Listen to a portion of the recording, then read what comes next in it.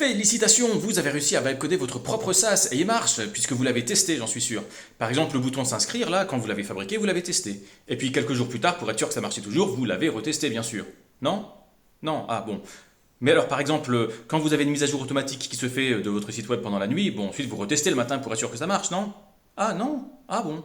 Mais bon, vous avez un système qui tourne en tâche de fond, qui va au moins regarder à intervalles réguliers, et puis vous envoyez un email si un jour ça ne marche pas, non? Non. Ah zut. Ça veut dire que là, par exemple, s'il bug, le seul moyen pour vous de vous en rendre compte, c'est que 3 semaines plus tard, vous verrez que votre argent, il sort de votre compte en banque, mais il rentre pas.